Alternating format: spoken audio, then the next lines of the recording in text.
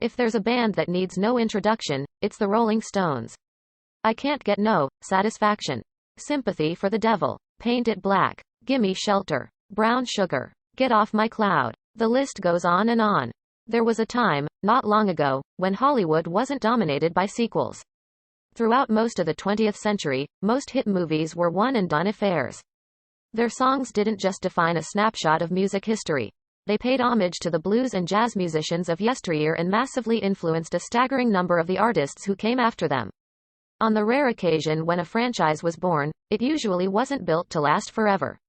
They may have started out during the infamous British invasion standing alongside groups like the Beatles, but it didn't take long for it to become very, very clear that they weren't your grandma's tea-and-crumpets Brits. It's tough to stress just how important the Stones have been, and impossible to overstress it, but in spite of all that success and notoriety, there are still some things out there that just aren't common knowledge. Is it because all that partying and hard living sort of made history a little hazy? You be the judge. It's only snap, crackle, and pop. Even in the realm of science fiction, long-running franchises were rare, and sequels hardly ever lived up to the original works. And I like it. Remember, Mad Men. There was one episode of the hugely popular TV show that seemed so implausible it was almost ridiculous. Series fell out of favor or even quit while they were ahead. Call us old-fashioned, but sometimes that was for the best. Not every good movie needs a sequel. Not every bad sequel needs a redeeming follow-up, and not every franchise needs a rebirth. But it was absolutely true, as much as Mick Jagger and Keith Richards might want everyone to forget about it. In the episode, Don Draper tries to score an agreement with the Stones to record a jingle for Heinz baked beans. Unlikely? No, he says, they've done it before. A few years ago, for cereal. Cynical viewers might scoff, but that part is true. The cereal was Rice Krispies, and because the internet never forgets anything, ever, the curious can still check it out. It's okay to let things go. That, however, has not been the popular mindset among today's movie studios. The pace of franchise revivals, either in the form of long-awaited sequels, prequels, reboots, or reimaginings, picked up steadily throughout the 2010s and into the 2020s, particularly when it came to sci-fi. While some franchises haven't been saved by any measure despite multiple attempts, Terminator and Predator come to mind. Some have been rescued from the brink after a brief stutter step, or even exhumed after over a decade underground. In some cases, we're grateful that an idea, a character, or a creator has gotten a new lease on life.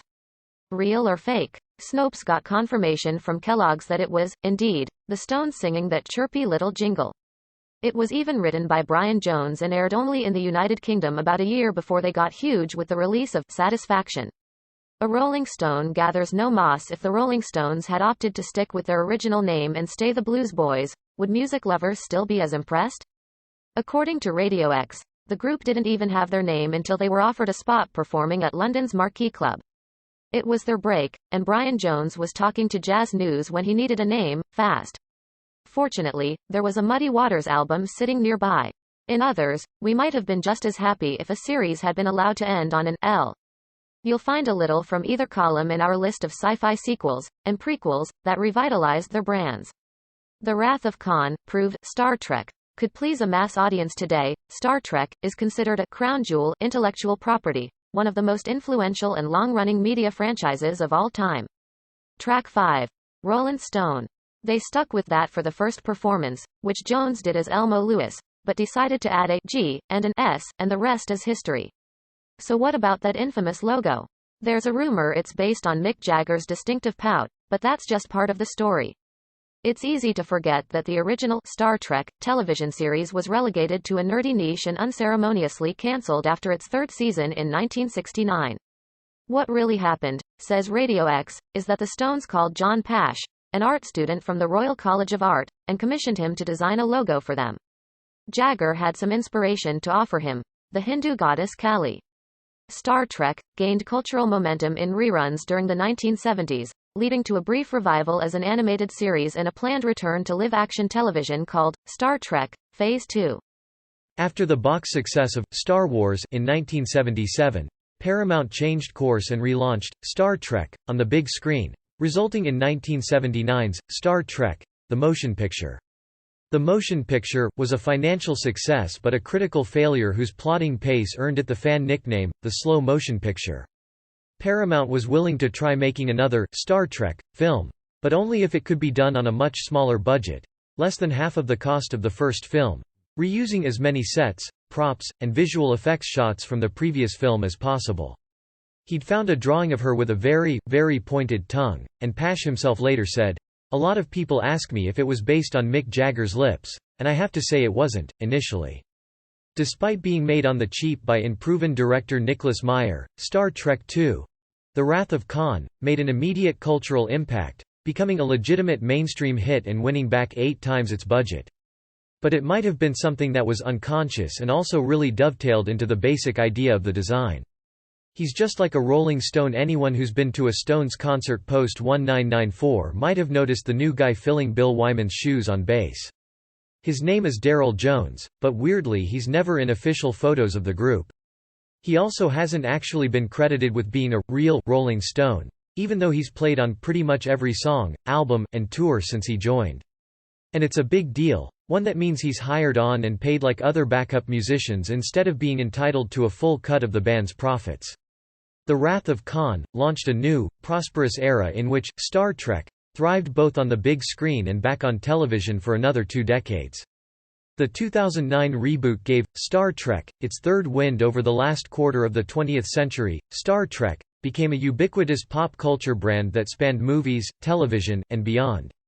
The original cast continued to star in feature films throughout the 80s before hanging it up in Star Trek VI: The Undiscovered Country in 1991. He's told the BBC, "I have been a sideman for more than 30 years now." Meanwhile, Trek was undergoing a renaissance on television, with a string of TV spin-offs that ran for 18 consecutive years and a cumulative 624 episodes. Star Trek: The Next Generation was a big enough hit to warrant its own leap to the big screen, which kept the film series alive until the critical and box office failure of Star Trek: Nemesis in 2002. And I would not be being completely honest if I said that it would not be wonderful, it would not be amazing, to be considered and, jump into this organization as a full member. When Trek's television run likewise came to an end with the cancellation of Star Trek: Enterprise in 2005, the franchise went into stasis for the first time since the mid-1970s. Paramount wouldn't let Trek rest for too long. The first conversations between Paramount and writer-producers Roberto Orci and Alex Kurtzman began that very same year, and in 2007, their longtime collaborator JJ. But that is not a decision I am in a position to make. Jones isn't the only one who's been in that position. Ronnie Wood, right, was a side guy for more than 10 years before he was made an official member of the group, and remember Ian Stewart? The keyboardist who was in the group for more than 25 years, starting in the 60s. If not, that's probably because manager Andrew Loog Oldham pushed him out of all the promo materials for the band because he didn't look the part. Brian Jones. Till the next goodbye. Few rock'n'roll stories are more tragic than the story of Brian Jones. The rhythm guitarist for the Stones from the beginning, Rolling Stone was reporting on his untimely death in 1969, just 7 years after the group was formed. Abrams was officially attached to direct a new part sequel, part prequel, part reboot simply titled, Star Trek. This radical reimagining of the original source material reignited mainstream interest in the franchise, making it one of the highest-grossing films of 2009. Jones had been pulled from the bottom of his swimming pool, dead by the time paramedics got there. The official ruling was misadventure, and there were all kinds of reports of sleeping pills, alcohol, and drugs all playing a part. Sadly, no one was truly surprised, as he'd been fired from the group just a month earlier on the heels of an arrest over drug charges. According to Rolling Stone, Jones had floated away from the group post Beggar's Banquet, and announced he would be leaving not long after. Was his death an open and shut case? Just another story of the rock and roll lifestyle taking a brilliant musician too soon? Maybe, maybe not. In 2009, The Guardian reported that more than 600 new documents pertaining to Jones' death had been handed over to police. That sparked rumors all over again, whispered speculation that he hadn't died accidentally, but that he had been murdered. Since then, Trek has had 2 more feature film sequels and yet another television revival, with producer Alex Kurtzman now at the helm of the franchise's 5 new streaming series. X-Men, First Class, and Days of Future Past provided a much-needed refresh, beginning with its first installment in 2000, The X-Men franchise was at the forefront of the superhero movie boom. Each chapter of the original X-Men trilogy outgrossed the last, raking in a cumulative $1 billion in worldwide box office receipts. With the original cast story concluded, 20th Century Fox sought to expand the franchise with a variety of new spin-offs, beginning with X-Men Origins Wolverine in 2008. Wolverine introduced the characters of Gambit and Deadpool to the big screen, and they were each eyed for their own spin-offs. Additionally, 2 more prequels were planned, one centered around Magneto and another on Charles Xavier's original class of X-Men. But after the messy release and critical failure of X-Men Origins Wolverine, 20th Century Fox put the rest of their X-Men slate on hold, focusing instead on a single project, the prequel film, X-Men First Class, which featured an entirely new cast and a period setting. The story most frequently repeated by friends was that he had actually been killed by a builder working on his home, a home that, incidentally, had previously been owned by Winnie the Pooh creator A. A. Milne. First Class didn't immediately reverse the franchise's box office fortunes, earning about $10 million less than X-Men Origins Wolverine on a similar budget, but it was better received by fans and critics and, however briefly, put the franchise back in the right direction. Its immediate sequel, X-Men Days of Future Past, combined the new and original X-Men film casts and became a massive box office hit. Will the truth ever come out? Street-fighting men life with the Stones hasn't always been smooth sailing, especially when Keith Richards released his memoir, Life. It's no wonder not everyone was thrilled with the contents. It included anecdotes like his real opinions on Mick Jagger's 2001 album, Goddess in the Doorway, a title Richards suggested should be changed to Dogs *** Tea in the Doorway. Oof. It's not the first time Richards has declined to hold his tongue for the sake of civility, and according to The Washington Post, it got so bad around 1985 that he started calling the period World War III. At the heart of that argument was Jagger's first solo album trumping the Stones' Dirty Work, on the scale of importance, which didn't sit well with the others. Incidentally, Days of Future Past also erased the poorly received Last Stand and Origins from continuity by way of time travel. It was so bad, in fact, that Richards has said he thought it could be a death sentence for the group. They made amends and got back together for Steel Wheels, but Rolling Stone says the atmosphere was so acrimonious that the rest of the group began referring to Jagger as either Her Majesty or just that B***tch Brenda, as a way of talking about him while he was standing right there. At the heart of the conflict, Richards has said, is that he can't stop being Mick Jagger all the time. Sweet Blind Angel. Part of the problem that comes with sifting through the Stones' history and trying to make sense of it all is that it's a little foggy. Take 1977. That was the year Rolling Stone says Keith Richards ended up getting a suspended sentence for a heroin conviction in Canada, and part of that sentence was to play a benefit concert for the blind. It wasn't just a small, token affair, either. Around 10,000 people were in attendance, and in spite of Oshawa, Ontario, residents worrying their city was about to be pillaged and burned to the ground, everyone was Canadian-level polite, with 2,600 tickets reserved for blind concertgoers. And how that came about is Stones-level strange. Neat trick, that Rise of the Planet of the Apes took the franchise to new heights. 1968's Planet of the Apes is one of the sci-fi genre's best films, as well as the launchpad of its first long-running sci-fi film franchises. The original Planet of the Apes spawned 4 direct sequels in rapid succession between 1970 and 1973. As was commonplace at the time, and quite contrary to current Hollywood practices, each subsequent Apes film had a lower budget and an expectedly lower box office return. According to The Rolling Stones, a musical biography, the band had befriended a blind woman named Rita Badar, whom they met after she hitchhiked to all their shows, via Rolling Stone. Richards had volunteered to give her a ride himself, and she was so impressed by his thoughtfulness that after his arrest, she approached the judge and appealed for leniency, and suggested they perform the benefit concert in lieu of jail time. When the series fizzled out on film, the franchise moved to television, first as a live-action series, then in animation, but both efforts were short-lived. Sure, it sounds unlikely, and even the Stones' biographer expressed doubts it ever happened, but the concert was played, Richards didn't go to jail, and in 2015, he tweeted a picture of himself reunited with Badar, his blind angel from Toronto. Mother's Little Helper ain't got nothin' on this stuff: cocaine, heroin, LSD. With the cartoon's cancellation in 1975, Planet of the Apes disappeared from both film and television for a quarter-century. A big-budget, Tim Burton-helmed reimagining of Planet of the Apes was released in 2001, which turned a profit but was such a critical disaster that the franchise was immediately put back on the shelf. The next reboot attempt came a decade later with 2011's prequel, Rise of the Planet of the Apes, which gave new life to the franchise, replacing the previous generation's makeup effects with remarkably expressive CGI apes performed via motion capture by the likes of Andy Serkis, of Gollum fame. Rise spawned a successful new Apes trilogy whose middle chapter, Dawn of the Planet of the Apes, was a critical darling as well as a smash hit. It's not just the stones that are associated with some of the most hardcore drugs out there, it's all of the music industry. Another reboot of the franchise is already in the works.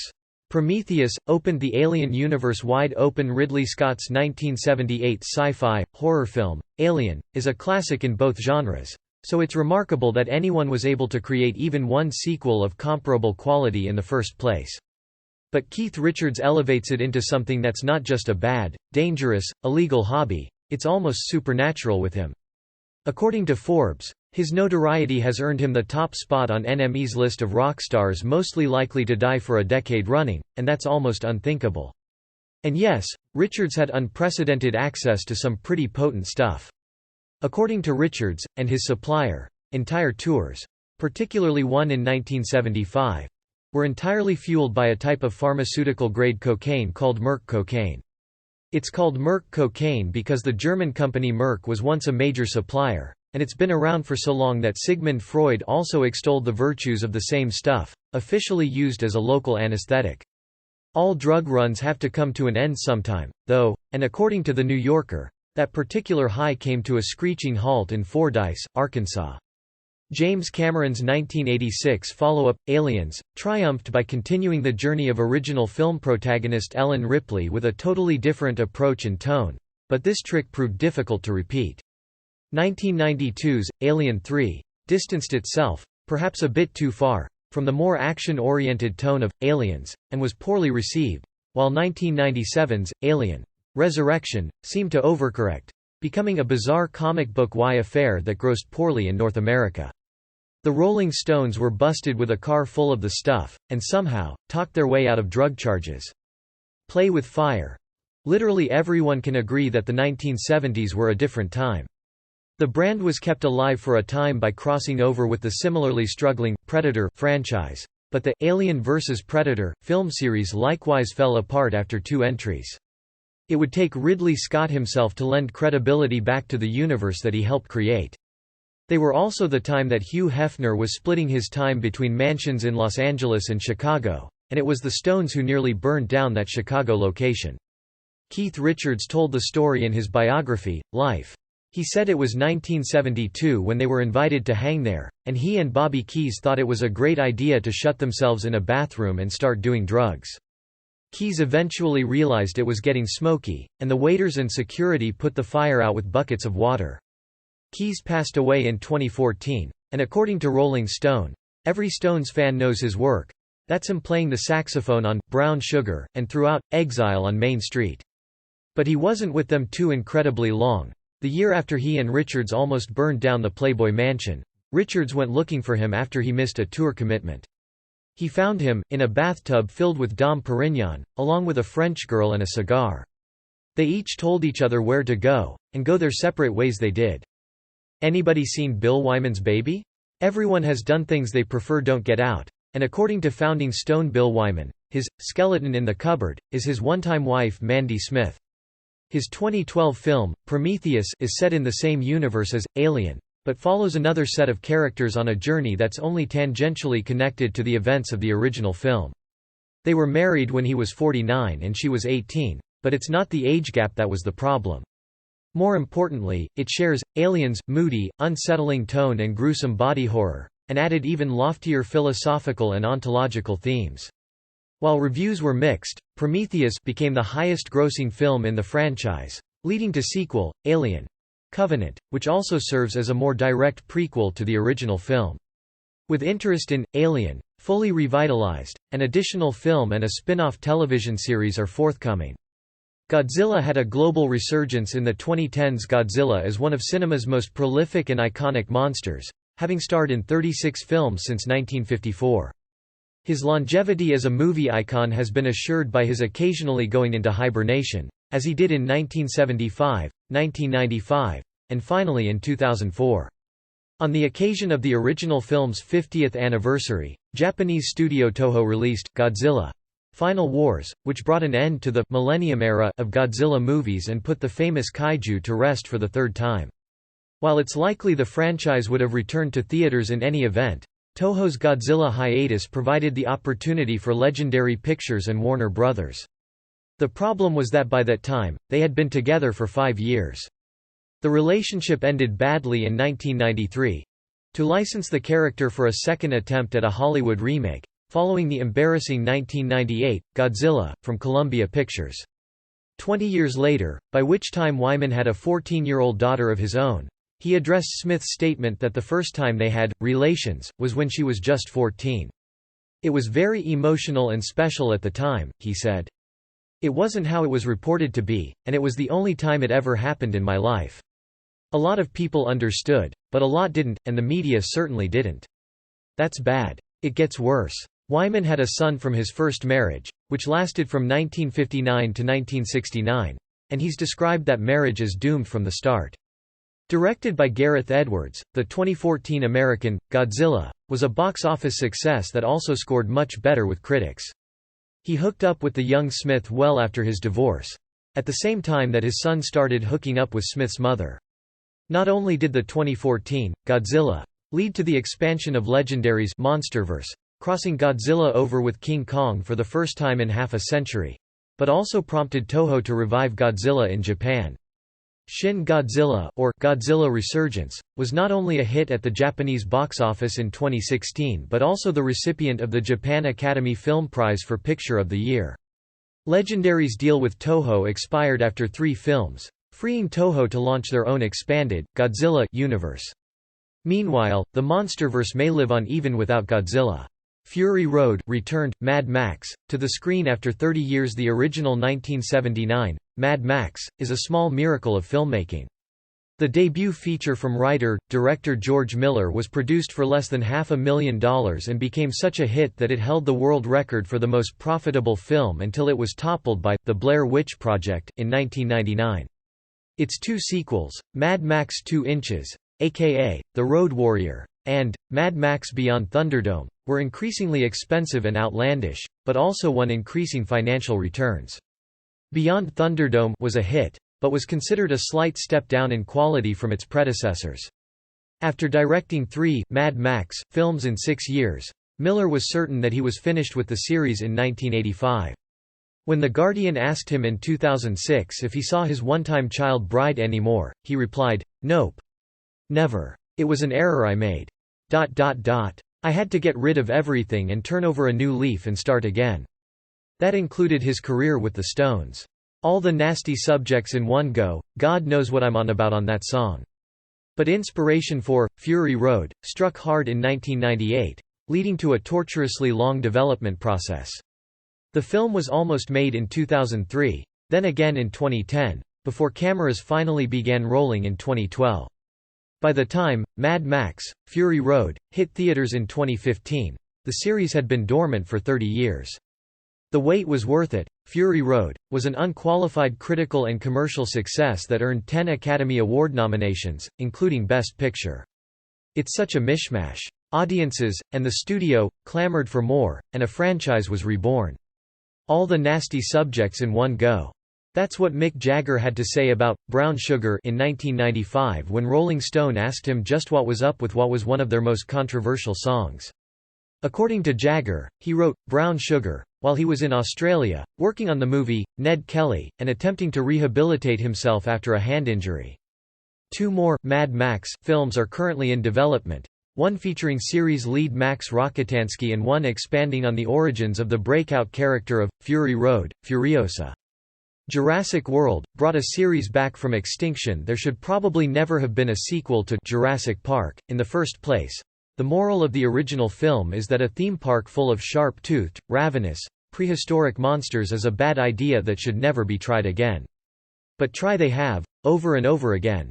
After the 1993 original came the underwhelming 1997 sequel, The Lost World, Jurassic Park. If Steven Spielberg himself couldn't make a successful sequel to his own classic, what hope could anyone else have? 2001's Jurassic Park III was even less successful, but plans for a Jurassic Park IV continued to roll on nevertheless with a decade-long marathon of rejected scripts. He was surprised it was as successful as it was, and added, "I would never write that song now. I would probably censor myself." The prospect of a fourth, Jurassic Park, became something of a pop culture joke as some truly bizarre details leaked from the unused screenplays. I'd think, oh God, I can't. I've got to stop. Dinosaurs with guns? Whatever you say, mister. I can't just write raw like that. There are plenty of fascinating tidbits in the song's history.